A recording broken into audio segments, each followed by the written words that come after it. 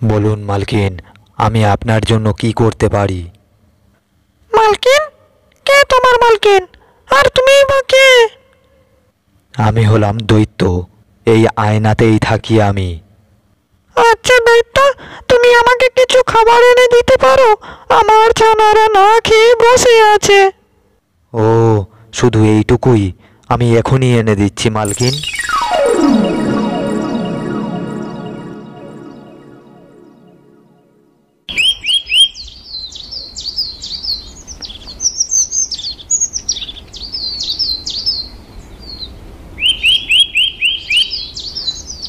সারাদিন ঘুরেও আমি কোনো খাবারের জোগাড় করতে পারলাম না। হে বিধাতা, আমাকে সাহায্য করো। টুনি বোন, কোনো খাবারের সন্ধান করতে পারলে? আমার ছানারা তো ক্ষুধার জ্বালায় খুব কাঁদছে।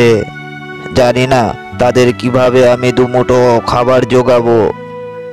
কাক ভাই, আমিও তো খাবারের সন্ধান করে বেড়াচ্ছি, কোথাও কোনো খাবারের সন্ধান তো পাচ্ছি না। সত্যি এটা খুবই খারাপ সময়। এইভাবে জঙ্গলের খাবার অভাব হলে আমরা সব পাখিরা তো না খেয়ে পেয়ে মারা যাব। তুমি ঠিকই বলেছ টুনি বোন, আমি আর একটু খুঁজে দেখি কোথাও কোনো খাবারের সন্ধান পাই কিনা। তুমি ঠিকই বলেছ, আমিও যাচ্ছি ওই নদীর দিকে। টুনটুনি উড়তে উড়তে জঙ্গল পেরিয়ে নদীর ধারে এসে উপস্থিত হলো। টুনি নদীর ধারে এসে দেখে কিছু একটা চকচক করছে। আরে, ওটা কি চকচক করছে? দেখি তো একটু এগিয়ে গিয়ে। ও মা, এ তো একটা ছোট্ট আয়না, কিন্তু এটা এখানে কোথা থেকে এলো? দেখি তো এটাকে তুলে। যেই না আয়নাটা স্পর্শ করা, অমনি আয়না থেকে একটি দৈত্য বেরিয়ে আসে।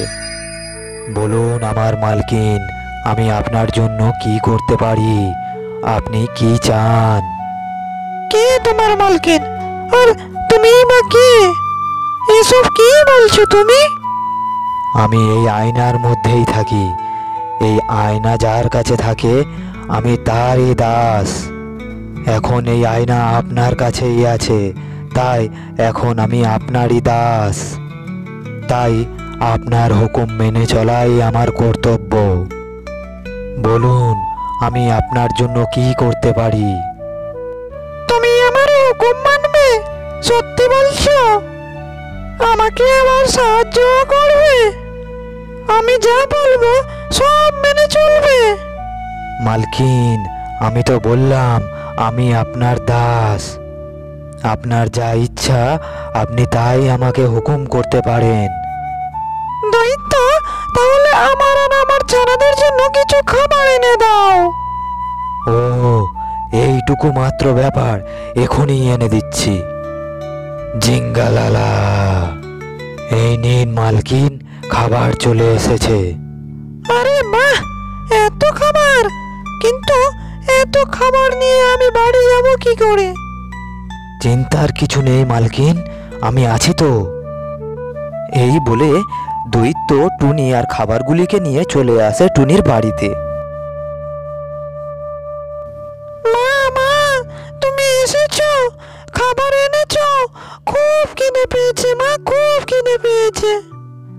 এই দেখো বাচ্চারা, তোমাদের জন্য কত খাবার এনেছি, তোমরা পেট ভরে খাও। এখন আমার যাওয়ার অনুমতি দিন মালকিন, তবে যখন প্রয়োজন পড়বেন আবার আমাকে ডেকে নেবেন, আমি চলে আসব। দৈত্যটি সেইখান থেকে চলে যায়। এইভাবে দৈত্যের সাহায্যে টুনটুনি আর তার ছানাদের দিব্যি দিন কেটে যাচ্ছিল। পাখি দৈত্য, আমার বাসাটি একদম ভাঙাচোরা। ঝড় বৃষ্টিতে এতে থাকতে আমার ভীষণ কষ্ট হয়। তুমি যদি একটা ভালো বাসা আমার জন্য বানিয়ে দাও তাহলে খুব ভালো হয়।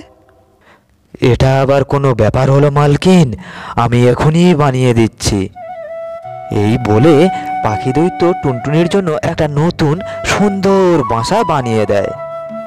এদিকে জঙ্গলের বাকি পাখিদের খুবই কষ্টে দিন কাটছিল। খাবারের অভাবে তারা সবাই অসুস্থ হয়ে পড়ছিল। ও মা, টুনি বোন, তোমার এত সুন্দর বাড়ি আর এত খাবার, তুমি কোথা থেকে পাচ্ছ টুনি বোন এত খাবার আর এত সুন্দর বাড়ি? এসব আমার নিজের পরিশ্রমেরই ফল। তা বলো, জঙ্গলের আর সকলের কি খবর? জঙ্গলের পাখিদের অবস্থা মোটেও ভালো নয়। না খেয়ে থাকতে থাকতে কাকবনের মেয়েটি মারা পড়েছে। সকলেই অসুস্থ হয়ে যাচ্ছে। যে কাকের একটি ছানা তো খিদের জ্বালা সহ্য করতে না পেরে মারা গেল।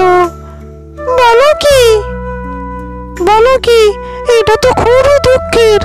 তবে চিন্তা করো না, আজ থেকে জঙ্গলের সবাইকে আমি খেতে দেব। খাবার সময় সবাইকে ডেকে নিয়ে আমার বাড়িতে চলে আসবে। টুনির কথা শুনে পায়রা খুব খুশি হয়। তারপরে জঙ্গলে গিয়ে সে সকল পাখিদের এই সংবাদটা জানায়। জঙ্গলের পাখিরা টুনির এই মহৎ কাজের কথা জেনে খুব খুশি হয়। টুনি বোন, দল বেঁধে আমরা সবাই চলে এলাম। শুনলাম আজ থেকে টুনি নাকি সবাইকে খাওয়াবে। হ্যাঁ বোন, তুমি ঠিকই শুনেছ। আজ থেকে তোমরা সকলে আমার বাড়িতেই খাবে। জঙ্গলের সকল পাখিরা টুনির বাড়িতে একসাথে খাওয়া দাওয়া করতে থাকে। তোমাদের সকলকে নিমন্ত্রণ করে খাওয়াতে পেরে আমি খুব খুশি। ঈশ্বরের কাছে প্রার্থনা করো, যতদিন না জঙ্গলের খাবার অভাব পূরণ হয় ততদিন যেন আমি তোমাদের এইভাবে খাইয়ে যেতে পারি। সবকিছুই ঠিকঠাক চলছিল। জঙ্গলের সকল পাখিরা প্রতিদিন টুনির বাড়িতে এসে খাবার খেত আর টুনির গুণগান করত।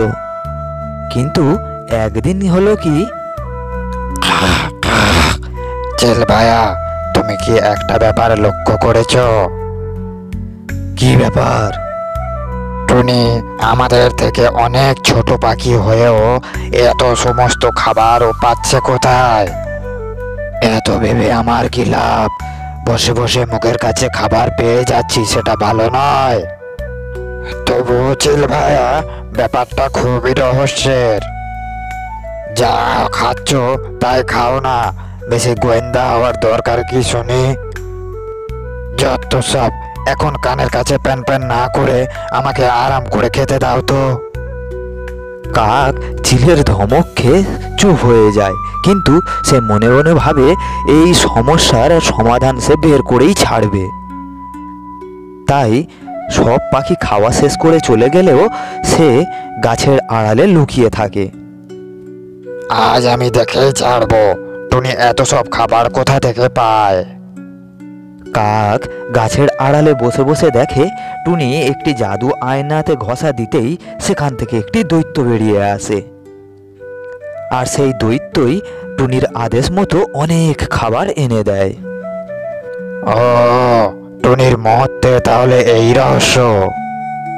এই জন্যই তাহলে সবাই টুনিকে ধন্য ধন্য করে, তার গুণগান করে। কোনো ব্যাপার না, এই আয়না আমার হবে, তখন সবাই আমার গুণগান করবে। আমি সবাইকে খাওয়াবো আর আমি হব এই জঙ্গলের রাজা। কাক নিজের পরিকল্পনা মতো টুনটুনির বাড়িতে ঢোকে আর সেই জাদু আয়নাটিকে চুরি করে নিয়ে নিজের বাড়ির উদ্দেশ্যে রওনা দেয়। বাহ, আমার যে আর তর সইছে না। এখনই সেই দৈত্যকে ডেকে আমি কিছু হুকুম দিই। কি ব্যাপার, আমাকে মালিক বলে সালাম টুকছো না কেন? সালাম টুকবো তোকে? তুই তো একটা আস্ত চোর। তুই টুনি মালকিনের কাছে থেকে এই জাদু আয়নাটি চুরি করে এনেছিস। আজ তোকে শাস্তি পেতেই হবে। না না, এ তুমি কি বলছো? আমি তো শুনেছি জাদু আয়না যার কাছে থাকে তুমি তারই দাস, তার কথা মেলে চলো, তারই গোলাম। আর এখন জাদু আয়না তো আমারই কাছে। বোকা, শোন তাহলে। দৈত্য, আমি তোমাকে আরো একটি হুকুম দিচ্ছি। আমার থেকে অনেকে এই জাদু আয়নাটি ছিনিয়ে নিতে চাইবে, ছিনিয়ে নেবেও। তখন কিন্তু তুমি কার কথা শুনবে না, তুমি আমারই দাস হয়ে থাকবে। এবং আমি এখন তোমার হুকুম দিচ্ছি, জাদু আয়না সহ তুমি আমার কাছে ফিরে আসবে। আপনি খুব চালাক মালকিন, তাই হবে। আপনার এই আদেশের জন্য জাদু আয়না যেই নিয়ে যাক না কেন, আমি আপনারই দাস হয়ে থাকব। ওই ছোট্ট টুনি এত চালাক, পাখি দৈত্য, আমাকে তুমি ক্ষমা করে দাও। ভুল যখন করেছো, শাস্তি তো তখন পেতেই হবে। দৈত্য নিজের শক্তি দিয়ে কাকটিকে পুড়িয়ে মেরে ফেলে আর জাদু আয়না নিয়ে টুনির বাড়িতে আবার ফিরে আসে। টুনি যেখানে জাদু আয়না রেখেছিল সেইখানেই আগের মতো রয়ে যায়। এদিকে টুনি জানতেও পারলো না যে এর মধ্যে এত ঘটনা ঘটে গেছে। বিকেল গড়িয়ে সন্ধে হয়ে এলো, এখনই তো সব পাখিরা খেতে আসবে। যাই, দৈত্যকে ডেকে খাবারের ব্যবস্থা করি। টুনি এইভাবে জাদু আয়নার সাহায্যে জঙ্গলের সকল পাখিদের নিয়ে একসাথে মিলেমিশে দিন কাটাতে থাকে।